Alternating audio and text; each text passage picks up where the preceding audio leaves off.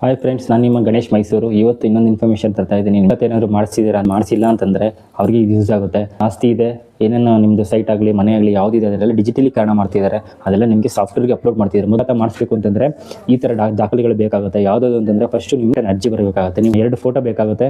ಅದೊಂದು ಫೋಟೋನ ಅರ್ಜಿಗೆ ಅಂಟಿಸ್ಬೇಕಾಗುತ್ತೆ. ಇನ್ನೊಂದು ಏನಂತಂದರೆ ನಿಮಗೆ ಪ್ಯಾನ್ ಕಾರ್ಡು, ಆಧಾರ್ ಕಾರ್ಡು, ಆಮೇಲೆ EC ತೆಗಿಸ್ಬೇಕಾಗುತ್ತೆ. ಹ್ಯಾಂಡ್ ರಿಟರ್ನ್ ಬರೆದಾದ್ಮೇಲೆ ನೀವೇ ಪ್ರಾಪರ್ಟಿ ಸೈಟ್ ಫೋಟೋ ಏನಿದೆ, ಸೈಟ್ ಆಗಲಿ ಮನೆ ಆಗಲಿ ಅದರದ್ದು ಫೋಟೋ ಸೇಲ್ ಡೀಡ್ ಇರಲೇಬೇಕು. ಸೇಲ್ ಡೀಡ್ ಕೊಡಿ, ಆಮೇಲೆ EC ಇದಿಷ್ಟು ಅಟ್ಯಾಚ್ ಮಾಡಿ ಅವ್ರಿಗೆ ಕೊಡಿ. ಅವರು ಈಗ ಪ್ರೊಸೆಸ್ ಮಾಡ್ತಾ ಇದ್ದಾರೆ. ಎಲ್ಲ ಕಡೆ ಆಲ್ಮೋಸ್ಟ್ ಆಗಿದೆ. ಬಟ್ ಏನು ಅಂತಂದರೆ ಇನ್ನೂ ಕೆಲವರು ಯಾರ್ಯಾರು ಮಾಡಿಸಿಲ್ಲ ಅವ್ರಿಗೆ ಈ ವಿಡಿಯೋ ಯೂಸ್.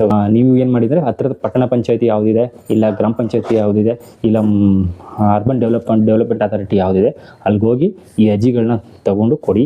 ಆಗಲಿ ಯಾವುದೇ ಇದಾಗಲಿ, ನೀವೊಂದು ನೆಕ್ಸ್ಟ್ ಮುಂದೆ ಪರ್ಚೇಸ್ ಮಾಡ್ತೀರಾ ಸೈಟ್ ಆಗಲಿ ಮನೆ ಆಗಲಿ ಅಂತಂದರೆ ಅದು ನಿಮಗೆ ಪಾರದರ್ಶಕತೆಯಾಗಿ ಆನ್ಲೈನಲ್ಲಿ ಸಿಗುತ್ತೆ. ಆವಾಗ ನಿಮ್ಗೆ ಏನಾಗುತ್ತೆ ಅಂದರೆ ಯಾವುದೇ ರೀತಿಯ ಮೋಸಗಳು ಆಗೋಕ್ಕೆ ಚಾನ್ಸ್ ಇರಲ್ಲ.